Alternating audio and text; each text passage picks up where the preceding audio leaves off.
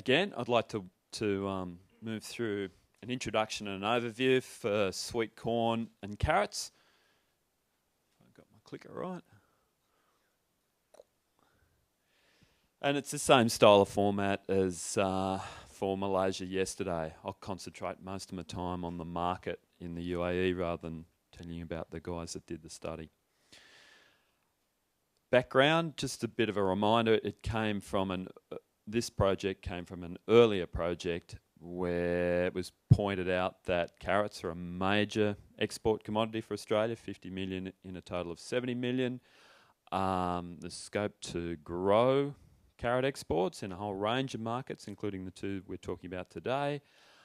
But we need to invest some money in defending what we've already got and our preferred supply status in some of our markets that are over $1 million per year. I think there's 9 markets that take more than $1 million worth of Australian carrots in Asia and the Middle East. Sweet corn, much more of a niche opportunity, a value-added opportunity. The idea in the previous study was to see what potential there is to take offshore some of the successes with value-adding sweet corn that had been achieved by a couple of leading players here in Australia. So our task was in 2 parts. It was to do the market research, and the team made 2 separate trips to the UAE. First, sort of a getting to know you with the supply chain, and the second with the growers on board to do that sanity testing then and there. Desk-based research, in-country research, identification of options to build the trade, and then the second part of the study was analysing those options and putting together a set of recommendations and communicating through things like this forum. The team was the set of hard-working fellas that brought you the Malaysian analysis.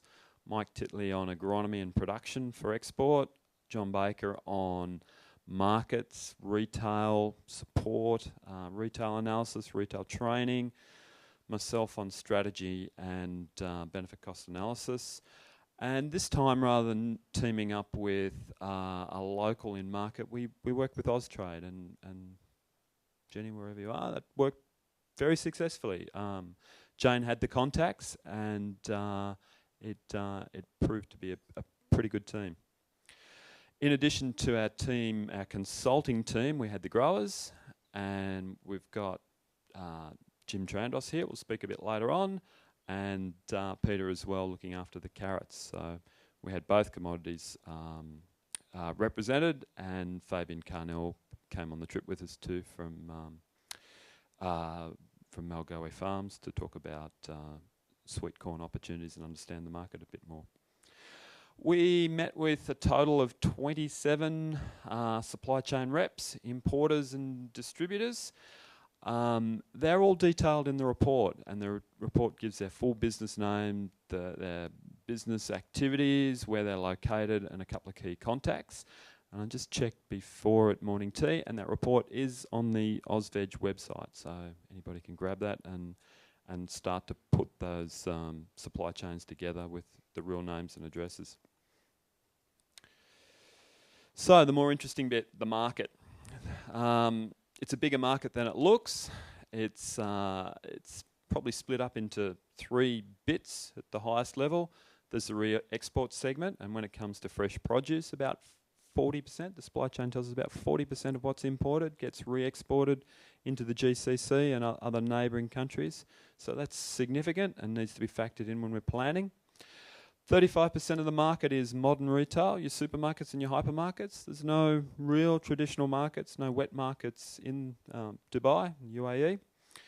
The balance is that food service sector, and it has a great subsector called the palaces market, and you can believe the palaces market isn't price sensitive at all, but quality and immediacy is very important.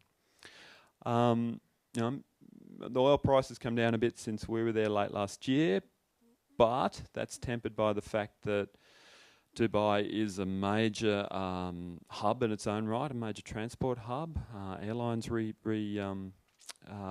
provision out of Dubai, and it's a tourist destination in its own right. So that food service sector is growing and growing really quite rapidly. And I see that as being quite independent of changes in oil price, at least in the medium term. The specifics, carrots. No domestic production to speak of in any real way. Bit different for sweet corn. It's an important food item. It fits neatly within the local cuisine. Australia holds a 29% market share and is doing very nicely in the market. In fact, we're probably undersupplying the market. We're substantially more expensive. I think that's 60% more expensive than China, that's got the big market share. And then there's some seasonal produce on a similar price that comes out of Oman, and the USA provides for juicing product with a different variety, the Imperator. The carrot market, as I said, undersupplied by Australia at the current time. There's an opportunity to increase Australian production, maybe not in the traditional production areas of Western Australia, but maybe in other production areas in WA, and to provide some linkages with other states in Australia. The product is packed into a 10 kg carton, half the weight of Malaysia. It's a small to medium Nance variety. Opportunities, not so much opportunities for value adding, but big opportunities for bulk supply of composite grade carrots. Did we hear much about things like organics and coloured carrots and so forth? There's a few of the really high-end suppliers said, oh yeah, maybe, but it was very small, it was very niche, so it's really about mainstream product. And the opportunity is to value add that product through other things like service rather than trying to fill every little niche that might be available. We're competitive in that market because our quality is good. That's not to say there's not room to improve the quality further, but in terms of taste and colour, we're superior. We can supply all year round, and our competitiveness can only be improved with a 70 to 80 cent dollar rather than a parity dollar. Once again, we covered this yesterday. The threats are ever improving Chinese quality. They're closing the gap, and while there are segments in that market that aren't price sensitive at all, the market is operated at that first point. Those importer distributors are not Emiratis. They're people from the subcontinent of India, and they're traders. They like a bargain, and they like to negotiate hard on price. So by no means am I saying price isn't important. Threats. Again, that Vietnam thing, and the photo there is of some recent new production areas in the Red River Delta of Vietnam. So it's production base, it's increasing, and they are looking to branch out. The Vietnamese are looking to branch out and supply other export markets. Successful carrot exporting. There's still scope to improve our quality, both colour, eliminating damage. Our growers on board were able to point to some brush damage on the carrots that were in the marketplace while we were there, so there's room to improve. The market is definitely seeking the sort of stuff that Adrian from Euro-Atlantic was talking about. They're seeking the services, the updates on where the crops are up to, forecasting, education and training, category management support. So value added is not necessarily about chipping carrots and making little discs out of them or long straws. It's about value adding through services, and I think there's scope to do that very successfully in the UAE. Again, this point that was raised yesterday about let's not flood the market with new exporters. Let's work with the existing supply chains and really lift the quality through there. Interestingly, we got some good feedback from a number of sources about the MLA model. Partnerships. MLA spends some money on helping the marketplace to understand the product and knowing better how to use Australian, especially lamb. And I understand that Austrade does a bit of that work for the grains industry, and we think in general terms there's some scope to maybe plagiarise some of that MLA approach to building the market in the UAE. The second part of the study is about the investment plan for carrots, and we set what we think is a pretty realistic goal of doubling sales at current prices into the UAE within 5 years. We didn't think that was terribly much of a stretch effort at all. And we put our strategies around 5 areas. The first is positioning, keep that current working, very profitable importer-distributor network thing going. But it is possible to engage with those high-end hypermarkets. Modern retail is looking for those value-added services and the extra things that we can do to make our product more valuable in their eyes and make them less keen to stock Chinese product. Keep working on our preferred supplier status. We've definitely got it at the moment. Let's not do anything to lose it. Keep improving the quality, keep improving the colour and the taste. Work on the cool chain. The cool chain is fabulous all the way from Australia right through the shipping system, but it breaks down a bit when it gets to those smaller wholesalers, the sort of stuff that Erica was mapping out in the last presentation.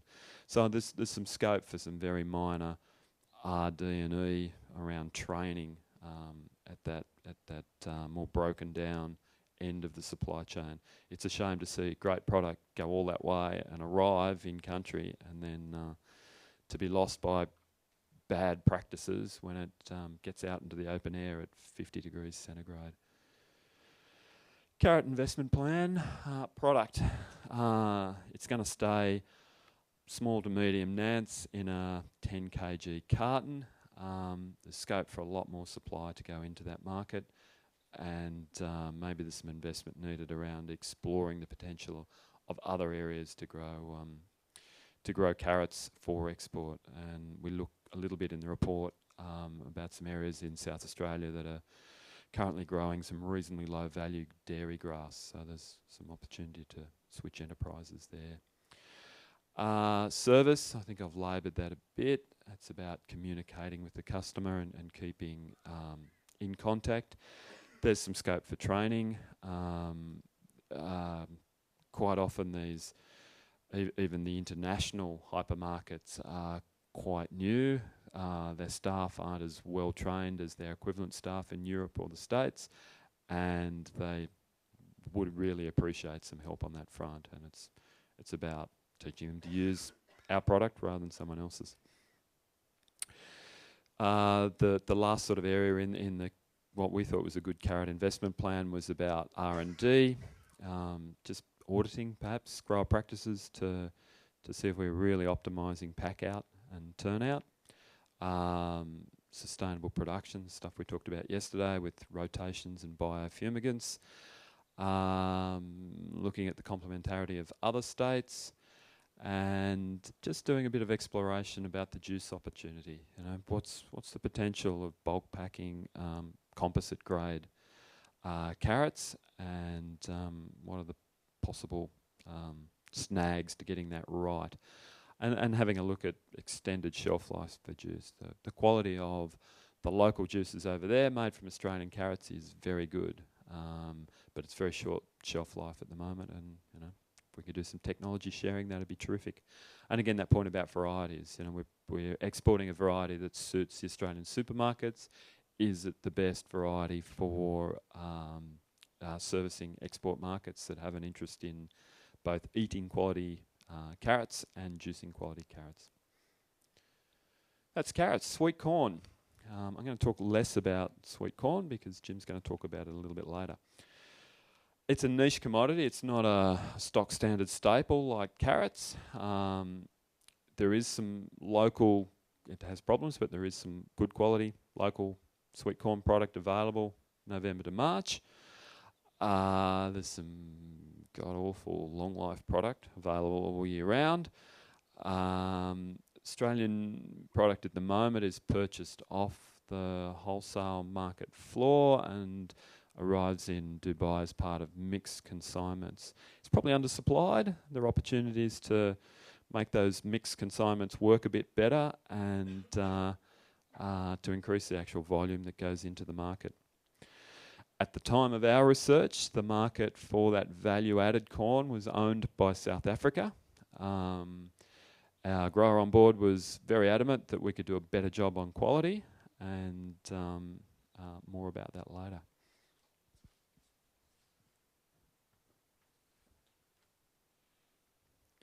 The market is for the pre-packs, and it's at the high-end supermarkets, the hypermarkets, and into food service. Certainly, the people we talked to, and we talked extensively, were very prepared to trial Australian product. We put together an investment plan for the sweet corn market in the UAE. We had a very, very modest goal for that market for the next 5 years. Got the right slide up. Yeah, not too bad. And it had sort of 6 strategies, and the strategies around positioning, and it was about pre-packs in the food service sector and supermarkets, trying to establish a preferred supplier status, and again based on service. We thought that was going to be important. Some R&D to have a look at. We got the best varieties for this particular market, and what can we do with packaging to extend that shelf life? I think there's packaging in terms of form and technology, and shelf life in terms of buying us an extra window with product that's got to travel a fair way. We thought there's some opportunities around air freight planning and building capacity for mixed vegetable shipments that might help some of the other producers, maybe the brassicas or some of the other products, as well as horticulture more generally. And our last area was about increasing grower participation in the trade, packaging up information about scheduling and varieties and time that the opportunity is right to export into that market, and post-harvest care. So we thought there was a package back at the grower end that could help further develop that UAE and other markets as well. We strayed into that Team Australia area and avoiding the too many exporters playing in the same, what is a niche market space. Very hard to control, but some cooperation and some communication where possible will leave a profitable market for everyone. Jeff, I reckon that's where I'll leave it.